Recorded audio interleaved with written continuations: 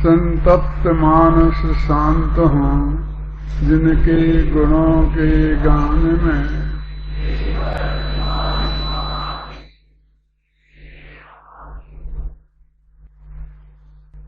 सतहत्तरवीं गाथा प्रवचन सार ज्ञान तत्व प्रज्ञापन, उसमें शुभ परिणामाधिकार चल रहा है। 77वीं गाथा की चर्चा आज करनी है। चर्चा तो बहुत हुई है गाथा की, क्योंकि रोजाना ही किसी न किसी रूप में इसकी चर्चा आ जाती है, क्योंकि ये केंद्र बिंदु वही है। उन्होंने पिछली कम से कम सन गाथा 63 से लेकर और जो यहाँ 77 तक आए हैं, वो यहाँ आने के लिए ही 63 से उन्होंने यात्रा आरंभ की थी, और जिसमें उन्होंने ये सिद्ध करके बताया कि पुण्य का उदय और पाप का उदय में कोई खास फर्क नहीं है। पुण्य के उदय में जो भोग सामग्री प्राप्त होती है और पाप के उदय में जो भोग सामग्री प्राप्ति होती है, तो पुण्य के उदय वाले जो पुण्यवान लोग हैं वे, और पाप के उदय वाले जो भाग्यहीन लोग हैं वो दोनों में ही 5 इंद्रियों के विषयों की लालसा हमें वैसी ही दिखाई देती है।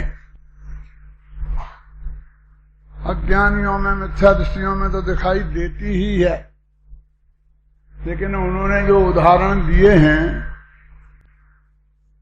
वे उदाहरण भी अकेले अज्ञानियों के नहीं दिए। चक्रवर्ती अज्ञानी नहीं है, इंद्र अज्ञानी नहीं है, अहिमेंद्र अज्ञानी नहीं है। मतलब ज्ञानियों में भी अप्रत्याख्यानावरण के उदय में भी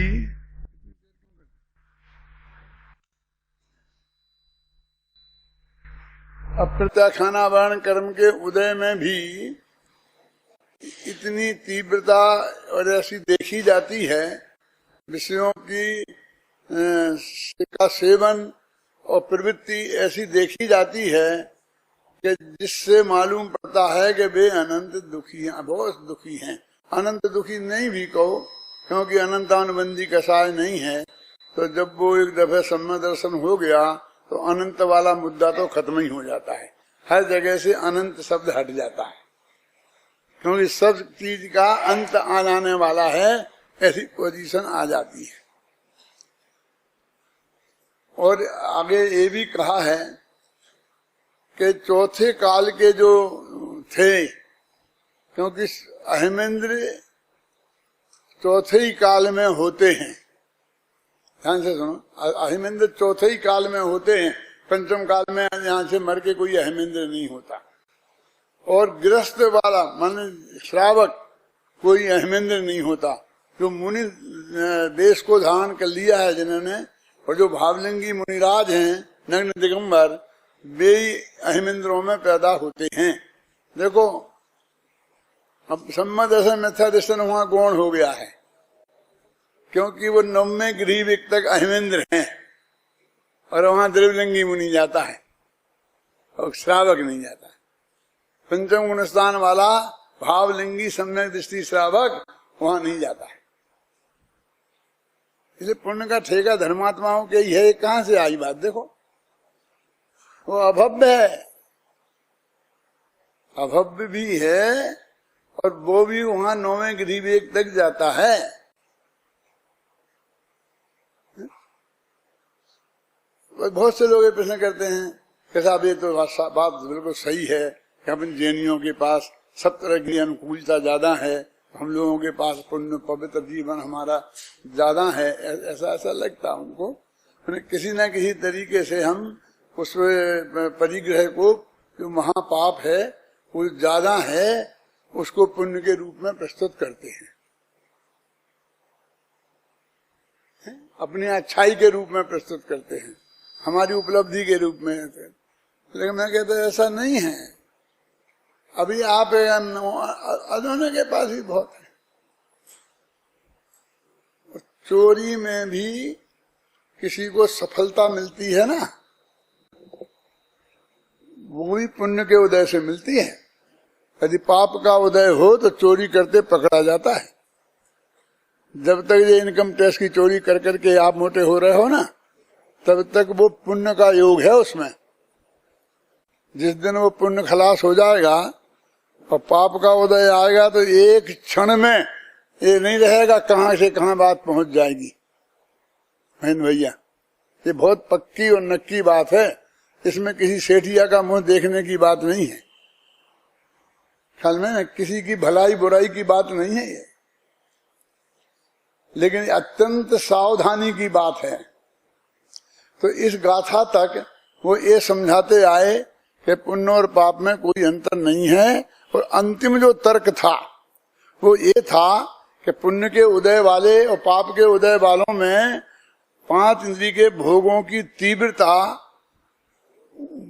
एक से लेवल की देखी जाती है। कभी कभी तो सम्यक ज्ञानियों की भी, सम्यक दृष्टियों की भी मिथ्या दृष्टियों से ज्यादा देखी जाती है।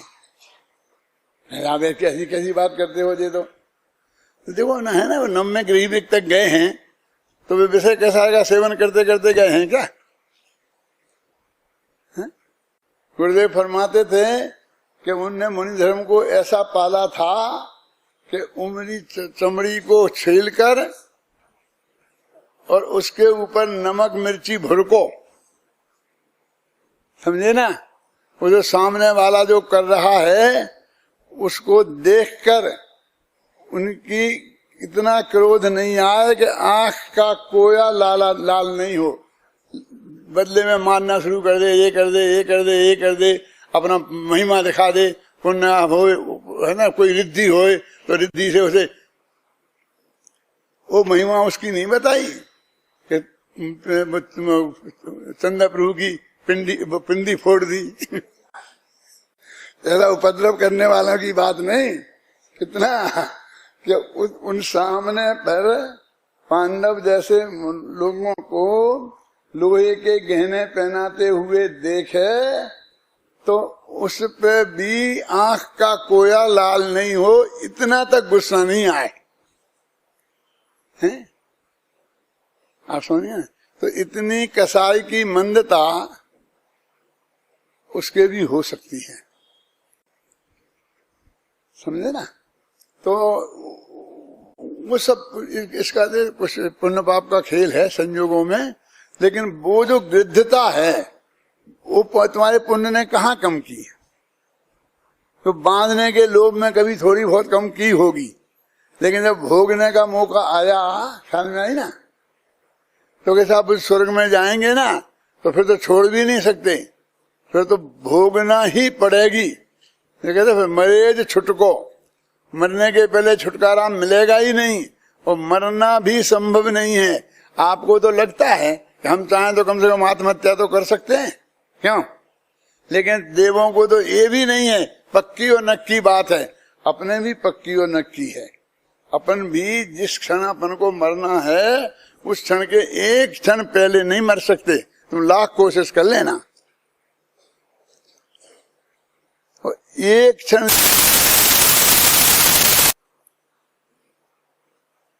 आप सुने क्या? अपनी जो अनित्य और असरण भावना है ना शुरू की, वो यही बात बताती हैं कि सब क्षण भंगुर है, ये हर चीज प्रति समय पलटेगी, वो किसी कीमत पर तुम उसके पलटने को नहीं रोक सकते। क्या? और तुम्हें कोई के सहयोग से तुम उससे बच नहीं सकते, यही बात तो कही ना। लेकिन वो 5 इंद्रियों के विषयों की गृद्धता उस लेवल की है। अब मैं कहना नहीं चाहता ज्यादा है, लेकिन प्रथमान योग में आपने ऐसे बहुत कहानी किस्से पढ़े होंगे, सुने होंगे कि राजा साहब सम्यक दृष्टि थे कि मिथ्या दृष्टि थे, बाद में अपन निर्णय कर लेंगे, लेकिन बहुत सज्जन थे, बहुत बढ़िया थे। वो जिसकी लड़की पसंद आई उसकी छाती पे बंदूक रख दी कि मेरे से शादी कर, नहीं तो खत्म खेल, नहीं तेरा रात छीन लूंगा। क्यों? क्या करें? माने 5 इंद्रियों के विषयों की लोलुपता में कहीं कोई कमी नहीं है, और वे 5 इंद्रिय विषयों की तरफ एक से ही गृद्धता से दौड़ते देखे जाते हैं। इसलिए पुण्य के उदय वाले भी दुखी हैं और पाप के उदय वाले भी दुखी हैं। यहां तक अपन आ गए। अब इस गाथा में वो ये कह रहे हो कि पुण्य के वो पाप के उदय के बाद 3 चीजों पर फैलाया उनने कि पुण्य के उदय वाले दुखी हैं और पाप के उदय वाले। तो पुण्य भाव जो बंधने होते हैं, पुण्य बनते जिनसे वे शुभ और अशुभ भाव, तो फिर जब पुण्य पाप में अंतर, दोनों ही दुखी हैं, तो उनमें भी कोई अंतर नहीं रहा। पुण्य पाप में कोई अंतर नहीं रहा, उसके फल में कोई अंतर नहीं रहा, और उसके कारण में भी कोई अंतर नहीं। 3 तरफ बात गई। 2 चीजें है ना कि जो हमें जिन भावों से हमने पुण्य बांधा था, और पुण्य बंध कर जो चीज हमें मिली, फिर उसको हमने उदय में आया तो भोगा। तो ये तीनों तरफ जाकर के देखो तो पुण्य और पाप में वे दोनों एक ही जाति के हैं। समय सार की भाषा में कहें तो वे जुड़वा बच्चे हैं, जो जुड़वा पैदा हुए, एक माँ बाप के नहीं, एक माँ के ही नहीं, एक माँ के एक साथ पैदा हुए थे। बस इतना है कि एक शूद्र के यहाँ पला और एक ब्राह्मण के यहाँ पला। पुण्य ब्राह्मण के यहाँ पला और पाप शूद्र के यहाँ पला। बस खत्म। और इतनी बात उन्होंने दृढ़ता से कही। अब वो कहते हैं कि ये तुम नहीं मानोगे, ये बात जो हमने समझाई यहां तक ला करके, तो अनंत काल तक संसार में घूमोगे। मैं प्राकृत की गाथा नहीं पढ़वाता हूं तुमसे, लेकिन हिंदी की पढ़ दो। सब लोग ध्यान से सुनना, क्योंकि मैं उस पर ही अर्थ करने वाला हूं। हाँ,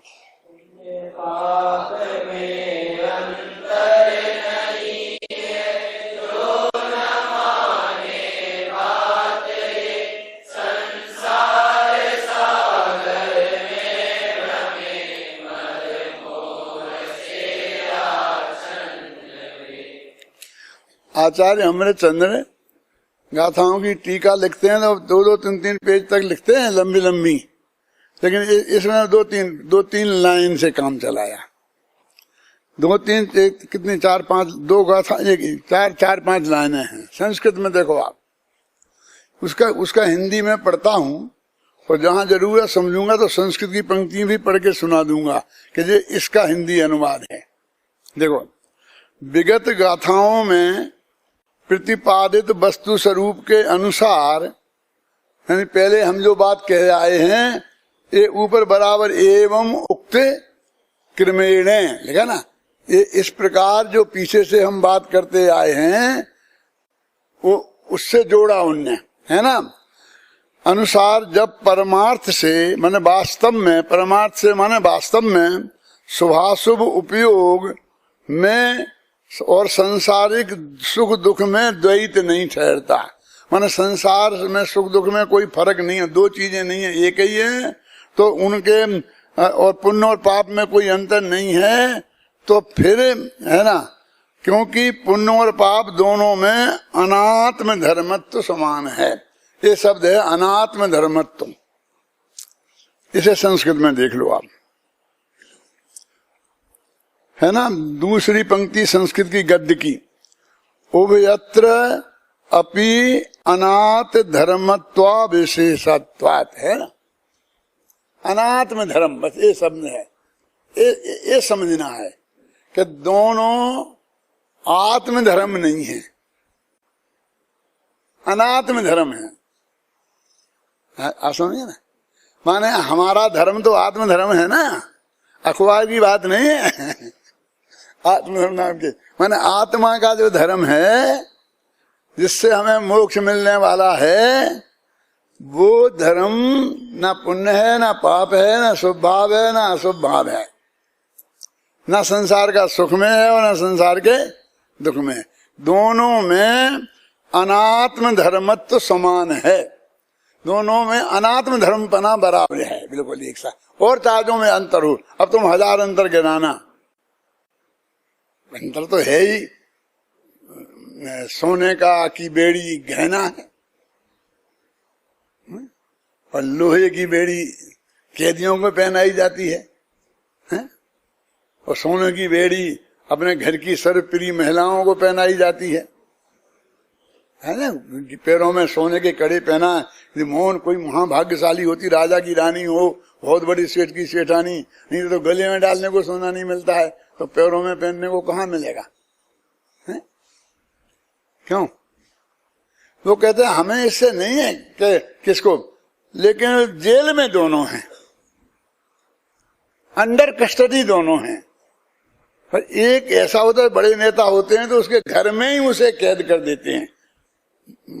मुशर्रफ जैसा हो तो उसे जेल में थोड़ी डालते हैं, उसके घर के ही चारों तरफ सैनिक लगा देते हैं और तुम अपने घर में ही कैद हो। ऐसी ये महिलाएं वो घर में ही कैद हैं, सोने की बेड़ियों में कस करके आश्रम से। समझ कहते उसमें वो जेल पने में कोई फर्क नहीं है, अनात्म धर्मत्व समान है, ये बात याद रखना। क्या? दोनों अनात्म धर्मत्व समान है। इसका तात्पर्य क्या है? देखो, यह है कि पुण्य और पाप दोनों ही आत्मा के धर्म नहीं है, इसलिए आत्म धर्म के आराधकों को इन दोनों ही समान रूप के लिए दोनों ही समान रूप से अधर्म है। अब खतरनाक हो गया, अब इन्हें अधर्म कहना।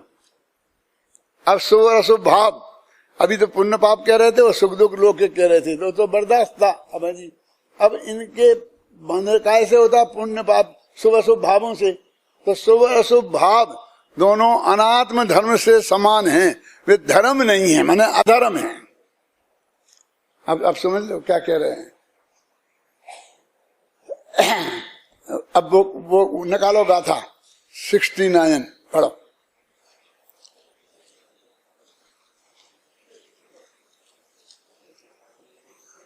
क्या बोलेंगे? गुणोत्तर बोलेंगे? क्या बोलेंगे?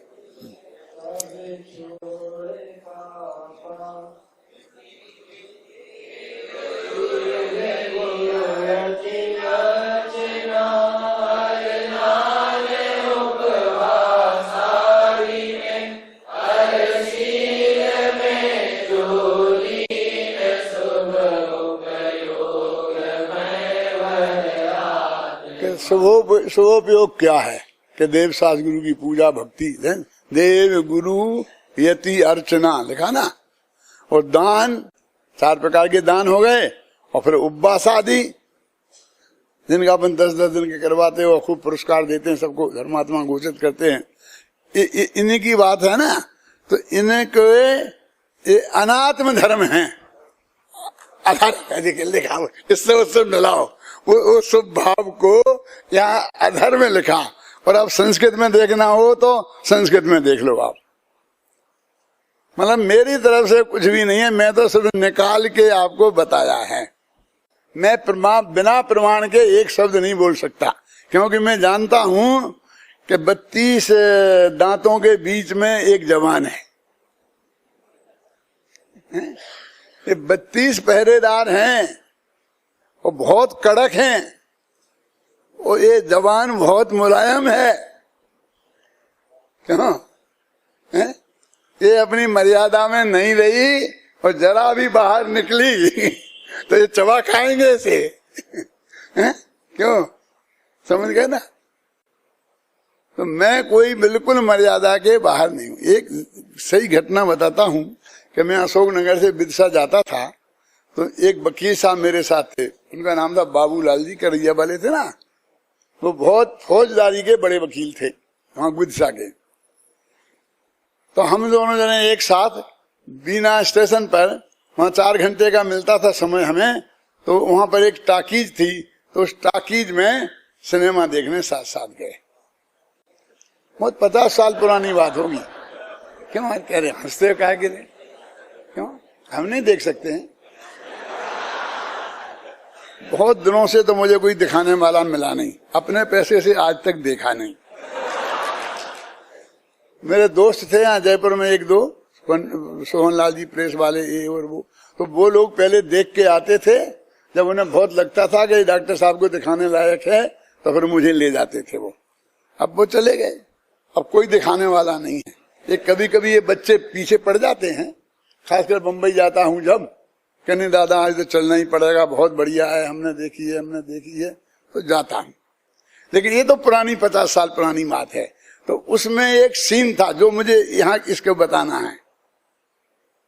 क्या वो क्या सीन था? वो अशोक कुमार कोई एक्टर था ना, वो बहुत बड़ा बैरिस्टर था। उसमें अदालत का एक सीन था, ख्याल में ना, वो 2-4 छोटे छोटे वकील थे। तो जब वो बहस करता था तो बहुत चिल्ला चिल्ला कर बोलता था और ऐसे बार बार ठोकता था टेबल, और जज बिल्कुल चुपचाप उसको शांति से सुनता था। क्या और दूसरे वकील कोई बात आती थी, जरा से बोले तो जज बड़ा वो डंडा ठोक ठोक के उन्हें रोक देता था, और उसको कुछ नहीं कहता था। तो मेरे को ये बात नहीं जची, तो मैंने रास्ते में फिर उनसे पूछी कि ये वकील साहब, ये अन्याय नहीं है, ये बड़ा वकील है, इसका मतलब ये है कि जे उसको रोक चाहे जैसा चिल्ला चिल्ला के बोले, और ये जो छोटे वकील हैं तो उन्हें बोलने ही नहीं दे। बोले नहीं आप उसमें बारीकी नहीं, आप समझे, समय सार की बारीकी समझते हो, ये हमसे समझनी पड़ेगी। ये क्या है? बोले ये जो है ना बैरिस्टर, जब वो जज कहता है कि अब आप बोलिए, मैंने आपको क्या कहना है इस मामले में, जब जज उसको कहता है कि बोलिए, तब वो बोलता है और कहेगा अपना, उसी दम से ठोक ठोक के चिल्ला के बोलेगा, अपना कानून बताएगा। लेकिन जज बीच में इतना सा ऐसा कर देना तो एकदम चुप हो जाएगा, एकदम। लेकिन ये छोटे वकील है ना, वो जज ऐसा करता रहता है और सुनते ही नहीं चुप नहीं होते, तो उन्हें वो टोकता है। उन्हें नाराज क्यों होता है? अपनी मर्यादा में वो अपनी मर्यादा में रहता है, लेकिन जितना समय उसको दिया गया है उसमें तो वो अपनी तरह की, जिस तरह से बात रखना है उसी तरह बात रखेगा, उसमें नहीं तो फोर्स नहीं आएगा। जज कैसे रोक सकता है? ये उसमें बारीकी है। तो इसलिए मैं कहता हूं कि जब मुझसे कहा जाएगा कि बोलो, तब मैं वो अशोक कुमार जैसा ही बोलूंगा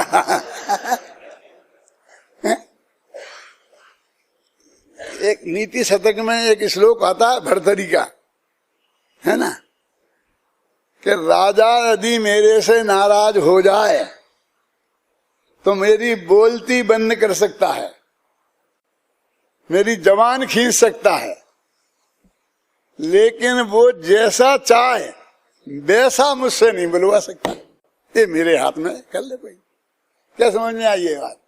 कि राजा कितना ही नाराज हो जाए तो मुझे गोली से उड़ा देवे, जबान खींच ले, मेरे को बोलना बंद कर दे, लेकिन यदि जब मैं बोलूंगा तो वो मैं जो सही समझता हूं वो बोलूंगा। वो राजा अपने मन के अनुसार मेरे से नहीं बुलवा सकता, तो मेरी बोलती बंद की जा सकती है लेकिन जब जो बोलूंगा तो जो सत्य है, जो जिनवाणी में है, जो कानून की किताब में लिखा है, वो मैं उसको ही उतनी ही दम के साथ प्रस्तुत करूंगा। समझ में आ गया ना? आपकी मर्यादा के बाहर की बात नहीं है। देखो क्या पढ़ रहे थे अपन, अनात्म धर्मत्व समान है। तात्पर्य यह है कि पुण्य और पाप दोनों ही आत्मा के धर्म नहीं हैं, इसलिए आत्म धर्म के आराधकों को दोनों ही समान रूप से अधर्म हैं। ये मैंने लिखा है, इसमें ये अनुवाद मैं नहीं किया है, घबराना नहीं, लेकिन संस्कृत में है ना, कोई माई का लाल बताया कि इसका ये अर्थ नहीं है। आप समझे ना? संस्कृत से पढ़े से बड़ा विद्वान को ले आओ और उससे पढ़वाओ कि मैंने अनुवाद में कोई गड़बड़ की है क्या, अक्षर का अनुवाद है कि नहीं, है ना। ऐसा होने पर भी ध्रुव क्या क्या क्या कैसा होने पर भी संजीव कि ये धर्म नहीं है, और जरा कहो तो अधर्म है। क्या क्या क्या है अधर्म? आप लोगों की समझ में आ रहा है क्या है? देव गुरु यति अर्चना उपवास आदि में।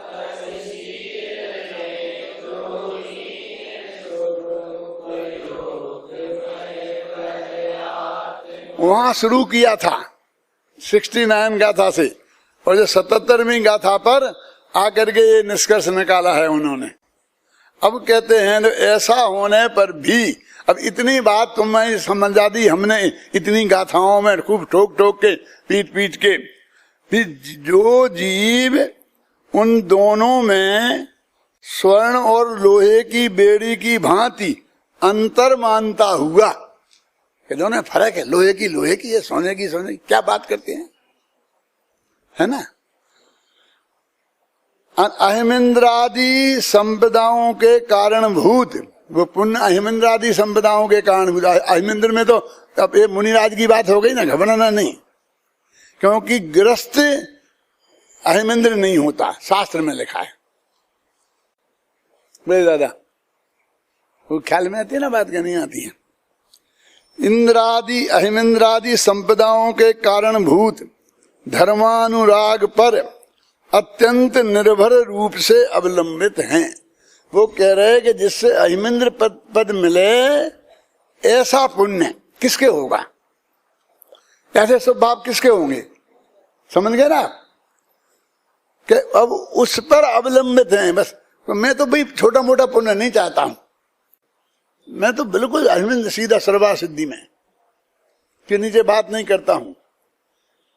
नहीं, अपन सब लगा रहा है पंचम काल में डॉक्टर साहब कौन से स्वर्ग तक जाते हैं, क्यों? मुझे डिसीजन करना है कि मुझे किस में जाना, कि दूसरे तक, बस दूसरे तक। मैंने कहा ये क्यों नहीं पूछता है कि पंचम काल में कौन से नरक तक जाते हैं? लक्षण तो नरक में जाने जैसे है, तो स्वर्ग का पूछता है क्या है? मैं कहता हूं कि हमें नहीं जाना कहीं, ना नरक में ना स्वर्ग में, हमें तो अपने आत्मा में जाना, कि नहीं जब तक मोक्ष नहीं होगा 2-4 भव में, तब तक तो तुम्हें कहीं ना कहीं जाना ही पड़ेगा। इस भव से सीधे मोक्ष में नहीं जा सकते हो। तो जाना है जहाँ क्रमबद्ध पर्याय के अनुसार, जहाँ केवली के ज्ञान में देखा होगा, जैसी हमारी परिणति हुई होगी उसके अनुसार हम जहां जाएंगे तो हम बिना मीन में किए स्वीकार कर लेंगे। कोई नो ऑब्जेक्शन कि भाई ये पसंद नहीं, ये दिला दो, ये क्या है, देखो अपन कहने नहीं, मेरे दूसरे नहीं तीसरे में मिलना चाहिए। मैं पहले समय जाने को तैयार हूं, लेकिन स्वधर्म होना चाहिए। क्यों? वो ईशान नहीं चलेगा, मैं 16वें स्वर्ग का इंद्र भी नहीं चलेगा, क्योंकि वो कोने की कुर्सी पे बैठना पड़ेगा। ये तो बीच की कुर्सी पे बैठूंगा ना, अरे ये तो आगे पंच कल्याण को भी होता 16वां स्वर्ग है? क्यों? कि नहीं, जहां जाएंगे वहां चले। मैंने अपनी किताब में लिखा है, समाज में की किताब में ये बात लिखी है कि मेरे से पूछा भाई जी, सच्ची घटना, तो जहां जाएंगे चले जाएंगे, हमें क्या ऑब्जेक्शन है, जितने दिन काटना होगा कट जाएंगे, लेकिन आप क्या चाहते हो? मैंने कहा क्यों पूछते हो? इसको जैन शास्त्र में निदान कहा गया है, तो ये निदान बंद करने के लिए मेरे से कह रहे हो? अबे जी समझ में आई बात, क्या नहीं आई? क्या कह रहा हूं?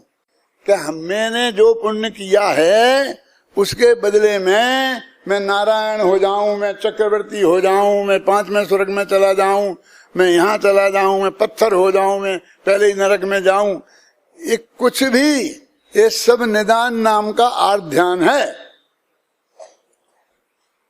क्या? तो तुम मुझे निदान बंद करने के लिए क्यों कह रहे हैं? सोचो सब, कि स्वर्ग में जाने की भी नहीं सोचे, देखो मोक्ष में जाने की क्यों नहीं सोच सकते? वो पंचम काल में जाते नहीं, काहे को पंचम काल का बहाना लेते हो?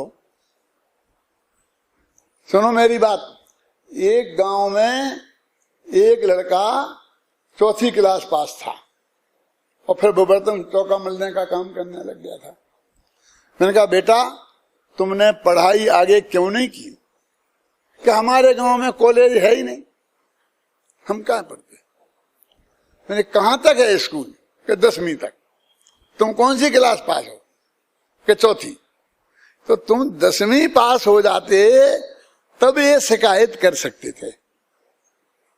तुम चौथी तक पढ़े और हमारे गांव में कोई स्कूल नहीं है, हमारे गांव में स्कूल नहीं है। इसका क्या मतलब है बोलिए?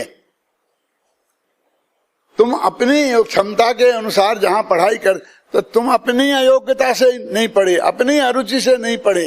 इसके अपराधी तुम 100% तुम ही हो, गवर्नमेंट नहीं है।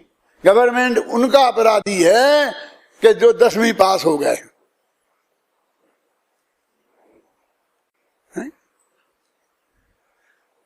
तुमको ये क्या करना? तुम जितना मोक्ष मार्ग इस पंचम काल में चला जा सकता है उतना तुमने चल लिया कि नहीं? अभी कदम तो एक नहीं रखा मोक्ष मार्ग में और हम पंचम काल में खुला नहीं है, पंचम काल में खुला नहीं। ऐसी मूर्खता की बात नहीं। पंचम काल में 7वां गुण स्थान तक होता है। तुम तो अभी बादशाही में विराजमान हो, वहां से निकलने की नहीं सोचते हो। हैं? पहली क्लास से मैं स्कूल ही नहीं जाना चाहते हो। हैं? तो तुम क्या कहने का अधिकार है पंचम काल में मोक्ष नहीं होता? वहां तक तो पहुंच जाओ, जहां तक कुंद कुंद पहुंचे वहां तक तो पहुंच जाओ। अरे इस भव में कितना सा छोटा सा भव है, गिनती पे गिनने लायक दिन है। इसमें यदि तुमने इतना रास्ता पार कर लिया तो समझ लो जग जीत लिया। तो तुम तो मोक्ष मार्ग चाहते ही नहीं हो। मोक्ष दिक्कत तो ये है, अभी हमें नहीं बनना क्योंकि पंचम काल में जाते नहीं। अच्छा शास्त्र पढ़ा तुमने है? पंचम काल में 7वें गुण स्थान तक तो जाते हो। तो अगर हाँ यही तो पंडित जी हम कहते, तुम क्यों नहीं जाते हो आगे?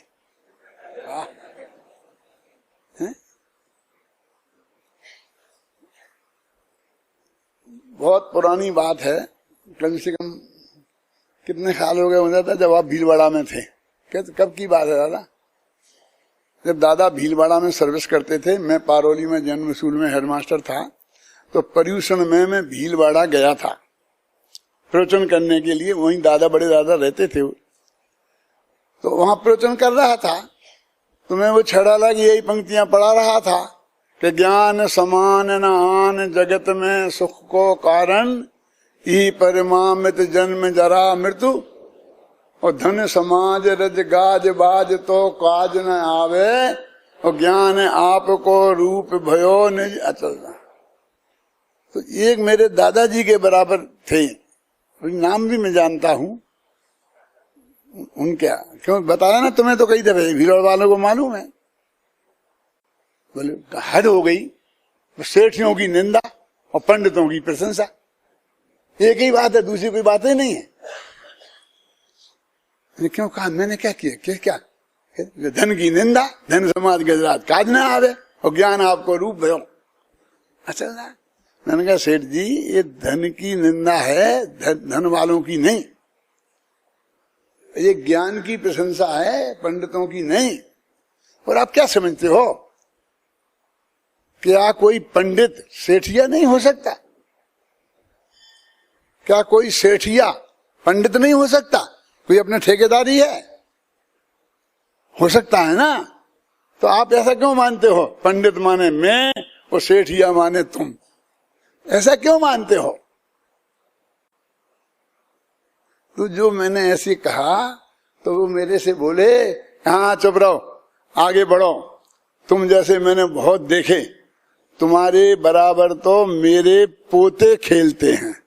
कोई सच्ची बात थी, पोते मेरे, उनके पोते मेरे बराबर थे, आज भी हैं। इसलिए मैं नाम नहीं लेता हूं क्योंकि फिर वही झंझट खड़ा हो जाए। सही घटना है। और मैं नई उम्र वाला, मेरी शादी नहीं हुई थी, 18 वर्ष का होऊंगा कि 17 का, बस 18 का। दादा की शादी हो गई थी, भाभी और दादा दोनों वहां थे और मैं बारौली से आया था। तो वो बोले कि अब मैं इतना अनुभवी हूं। मैंने कहा सेठ जी विषय कसाय के अनुभवी होगे, अनुभव किसे कहते हैं ये जानते हो? अनुभव किसे कहते हैं ये जानते हो? और मैंने बनारसी दास का वो दोहा सुनाया, कौन सा? वस्तु विचारत ध्यावते मन पावे विश्राम, रस स्वादत सुख उपजे अनुभवता को नाम। अनुभव चिंता मणि रतन, अनुभव है रसकूप, अनुभव मार्ग मोक्ष का, अनुभव मोक्ष स्वरूप। तो तिल मिला गए, इतना हल्ला गुल्ला हुआ कि प्रवचन बंद हो गया, मेरे भी रोना आ गया, मेरी भी आंख में आंसू आ गए, समाज में डिस्टर्बेंस बहुत हो गया। मैं चला गया उठ के, भी मैं नहीं करना नहीं करना प्रवचन। फिर सब समाज ने मनाया, रहा मैं, फिर प्रवचन किए। समझ में आए ना? तो ये क्या है, अनुभव किसे कहते, क्या है, पता कुछ है नहीं, और अकेले ऐसे बढ़ते जाने से कोई अनुभवी हो जाते हैं। जिस क्षेत्र का जो है, मैं कहा डॉक्टर को बुलाओ तुम दिखाने के लिए, और तुम 60 वर्ष के हो, डॉक्टर हो गए 20 वर्ष का, तो वो जो बताएगा वो दवाई खाओगे कि तुम अपना अनुभव बताओगे उसे? हैं? बोलो किसकी किसकी चलेगी? मैं इसका विशेषज्ञ हूं। मुझे उस वक्त बहुत अभिमान था, का मुझे सब तत्वासूत्र, ये पहले से अंतिम सूत्र तक उल्टा भी बोल सकता था, सबका चार सब याद था, राजभार तक मैं सबको पढ़ा सकता था।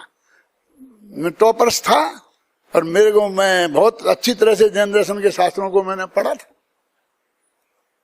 पारोली में रहा था ना, तो एक लाइब्रेरी में जाता था, तो मैंने पहली किताब से लेकर के, उसमें 150-200 किताबें थी, मैंने सब पढ़ डाली, एक अक्षर नहीं छोड़ा, पूरी किताबें।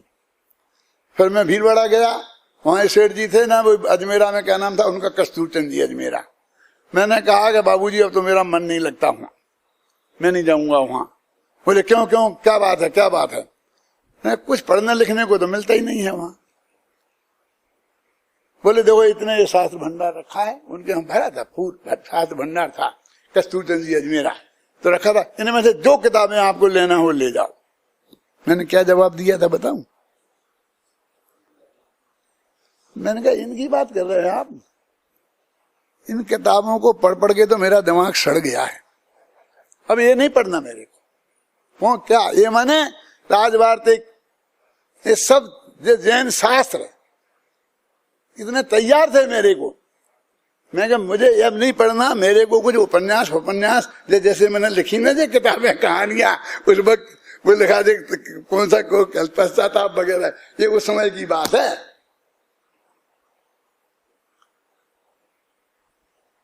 तो एक चीज है, आप पढ़ के अंदर देखो दोनों में अनात्म धर्मत्व समान है।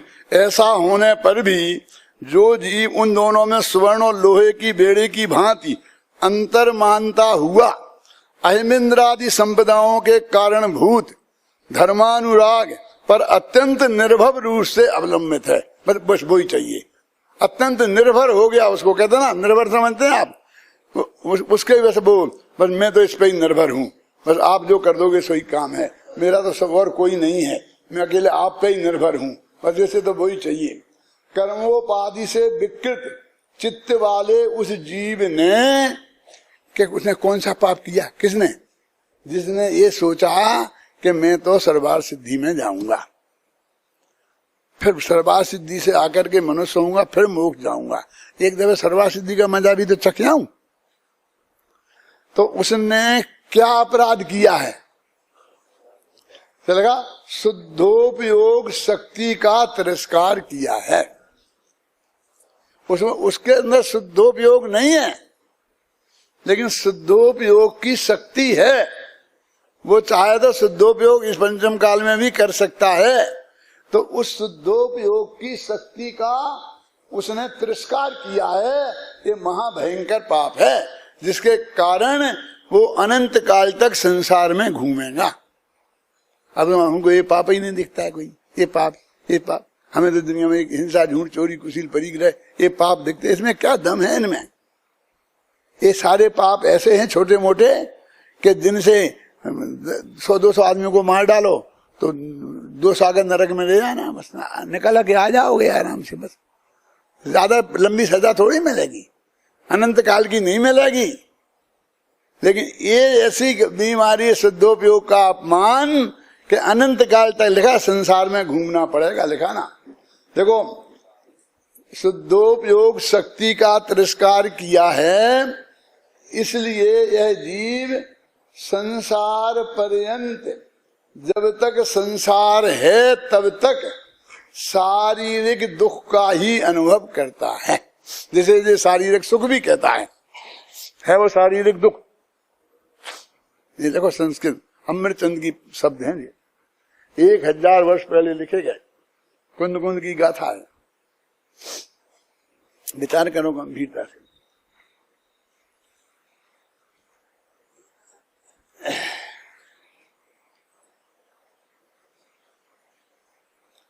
अभी मैं एक कुछ हिस्सा छोड़ता हूं, मर्म की बात आ गई है, इसे पढ़ लेना तुम्हारे पास तो है ही, और कोई को प्रश्न कुछ हो तो मेरे से पूछना, मैं उसको जवाब दे दूंगा। अब मैं नीचे से तीसरी लाइन लो।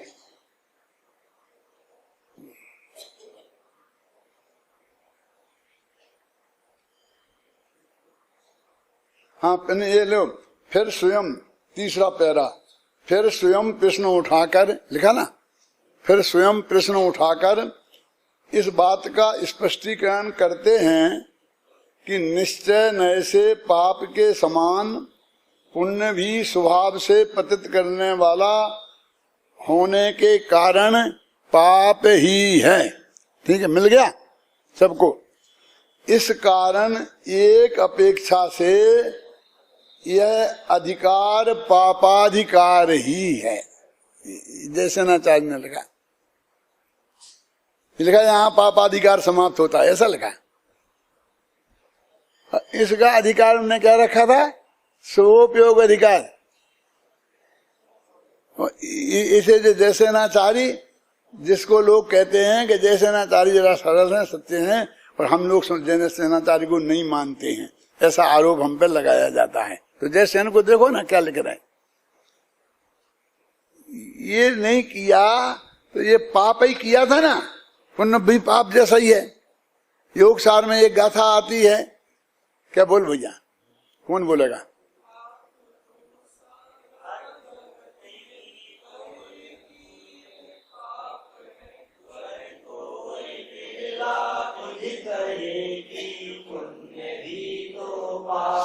एक बार और बोलो, आधा बोला फिर।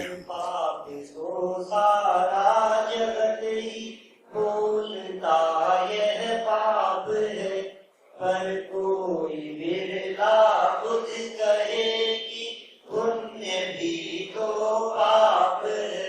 71 नंबर गाथा है। युगसार की 71 नंबर गाथा। अभी मैं युगसार पे अनुशीलन लिख रहा हूँ, 9 गाथाओं का लिख चुका हूँ, 30 पेज।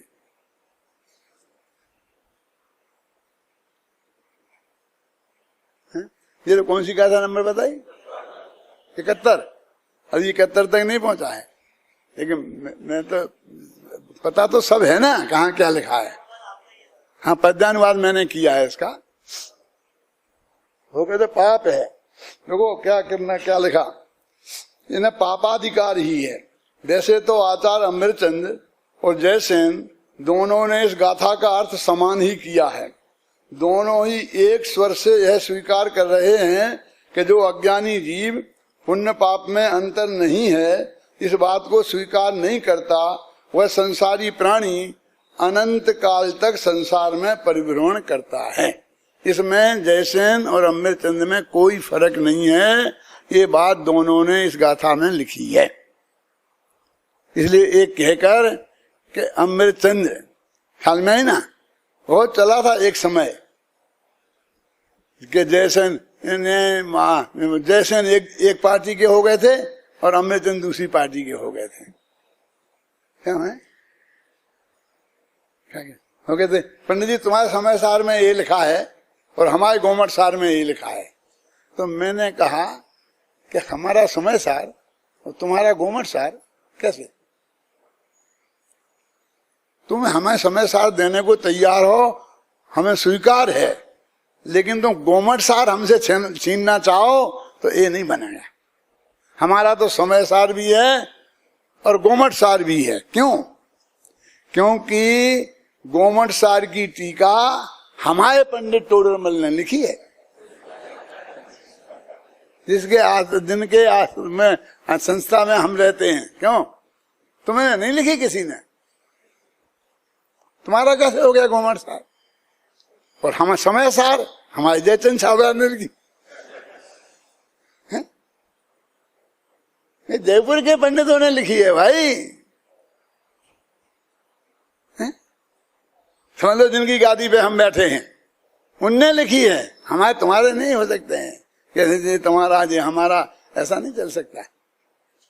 हमारी जो सारी जिनवाणी हमारी है, हम जयसेन भी हमारे हैं और अमृतचंद्र भी हमारे, हमने दोनों का दिया।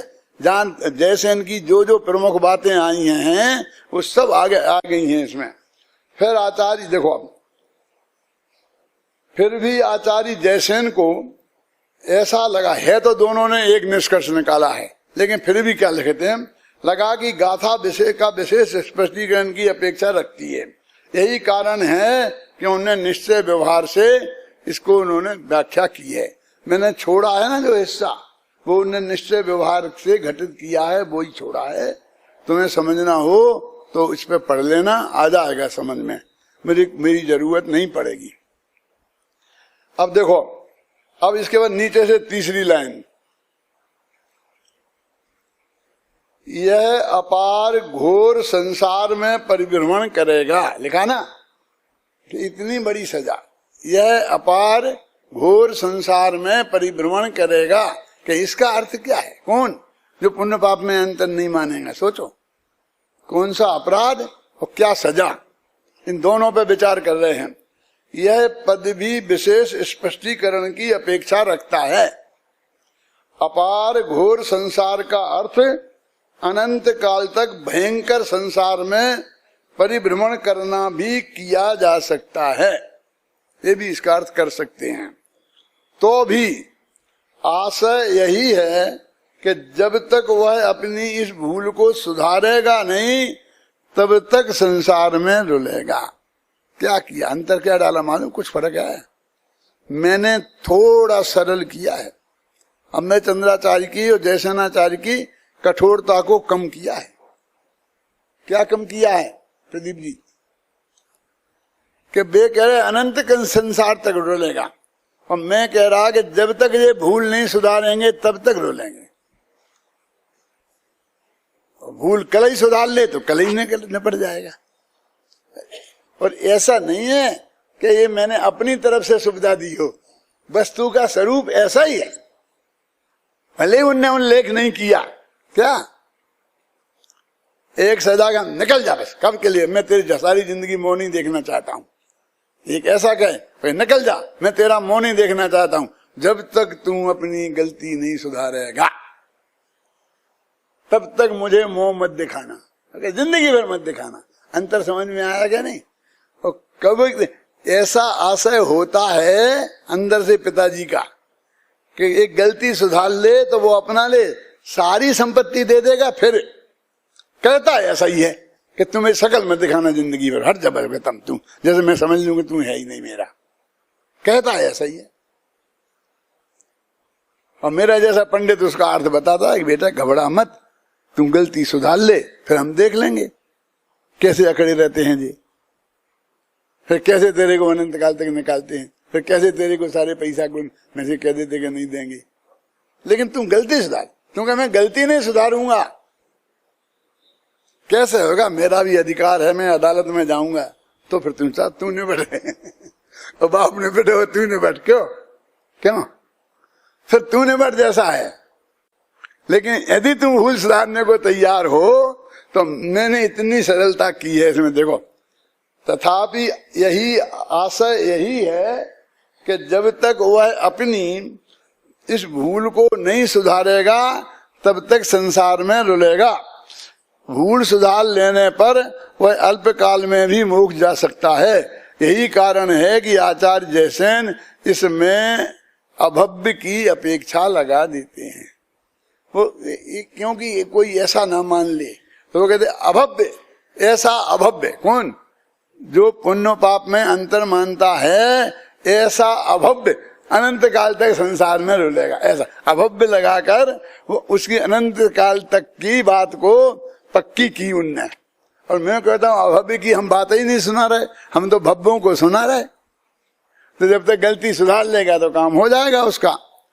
वे कहते हैं कि पुण्य और पाप के समान नहीं मानने वाला अभव्य जीव अनंत काल तक घोर संसार में परिभ्रमण करेगा। अब लिखा ना, उक्त संपूर्ण कथन का स्पष्ट अर्थ यह है। अब ये सब मैंने लिखा है, पढ़ना भी घर पर शांति से। ख्याल में आई ना? मैंने अभी यहां नहीं पढ़ रहा हूं, बहुत कुछ मैंने कह दिया है। देखो, अब निकोन विशेष ध्यान देने योग्य बात यह है, आज इस गाथा को खत्म कर रहा हूं, कल मैं अगली गाथा लेना चाहता हूं, इसलिए 2-5 मिनट आधे के पीछे हो जाए तो घबराना नहीं। विशेष ध्यान देने की बात यह है कि यहाँ टीका में ऐसा लिखा है कि पुण्य पाप में अहंकारिक अंतर मानता है। अब ये अहंकारिक अंतर क्या है? देखो, एक एक शब्द पे मैंने विचार किया है। अहंकारिक अंतर मानता है। अब उनको तो अहंकार माने घमंड, अहंकार माने घमंड ही मानते हैं ना। अहंकार माने घमंड नहीं है तो कौन सा है? अहम, ये मैं हूं, उसमें अपनापन स्थापित करना उसका नाम अहंकार है, और मेरापन स्थापित करना उसका नाम ममकार है। तो हमें आत्मा में अहंकार होना चाहिए ना, और ये पुण्य पाप में अहंकार स्थापित करता है। अहंकार माने उसे अपना मानता है। देखो, मद मोह से आच्छन्न हुआ अज्ञानी अनंत संसार में भ्रमण करता है। अहंकार का अंतर का भाव यह है कि पुण्योदय से प्राप्त सामग्री में अहंकार माने एकत्व, ममकार माने ममत्व करता है। वह अहंकारिक अंतर मानने वाला अज्ञानी है और वह अनंत काल तक संसार में परिभ्रमण करेगा। अभी ये बातें लिखी तो सब हैं, लेकिन मैं आपको बता रहा हूं तो आपका ध्यान जा रहा है, नहीं तो आप बस वैसे ही पढ़ जाएंगे और आपको कुछ समझ में नहीं आएगा कि क्या कहा, क्या लिखा है। क्योंकि आप इतना ही गहराई से उपयोग लगाएंगे तो समझ में आएगा। अब मैं कभी अनंत काल तक तो पढ़ाता बताता नहीं रहूंगा। आखिर तो कुछ लोगों को तो अपने आप पढ़ के ही अर्थ निकालना पड़ेगा ना सबका। हर गाथा हर बात तो नहीं बता सकूंगा ना मैं, लेकिन आप इससे वो विधि सीख सकते हैं, जान सकते हैं कि कैसे निकाला जाता है अर्थ।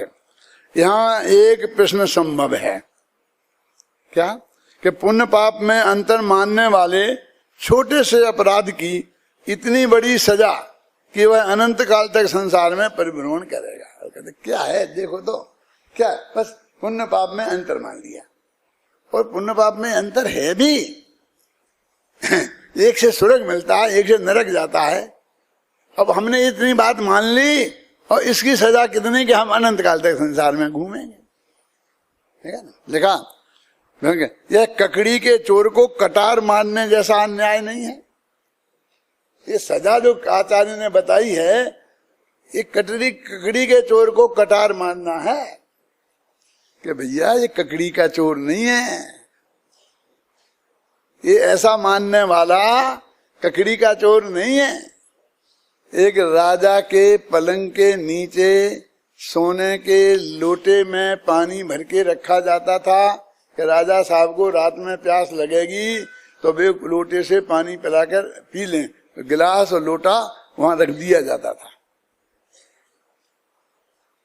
एक चोर ने हिम्मत करके वो राजा का लोटा और वो गिलास चुरा लिया,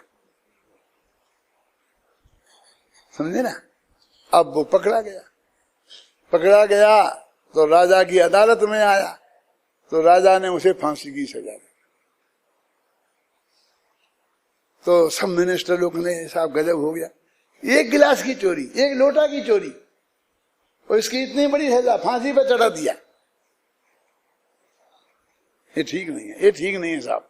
राजा ने कहा कि इसकी नहीं है, एक लोटा और एक गिलास की चोरी की सजा नहीं है ये, तो काय की है कि राजा के पलंग के नीचे से इतने पहरे के बीच में, 7-7 पैरों के बीच में पार करके, और राजा के बिना के चुराए, राजा साहब भी तलवार नंगी लेकर के बगल में सोते हैं। यदि कोई खतरा आए तो उठा करके वे मुसीबत खत्म कर सकते हैं। कितना डर है विनय बाबू, फिर भी उसने हिम्मत करी। तो कितना बड़ा चोर है, देश का कौन व्यक्ति इससे सुरक्षित है, समझ में आई ना। ये तो जहां चाहे जहां से चोरा लाएगा, ये तो कहीं भी जा सकता है। देश का 1 फुट जगह भी ऐसी नहीं है जो इससे सुरक्षित हो, इसलिए इसे फांसी है, समझ में आई ना। तो ये ककड़ी का चोर नहीं है जिससे अनंत काल तक संसार में रहना पड़े और संसार से मुक्ति की प्राप्ति नहीं होगी। वो अपराध कोई छोटा होगा? कौन सा अपराध है? पुण्य पाप में अंतर नहीं है, जो न माने बात ये।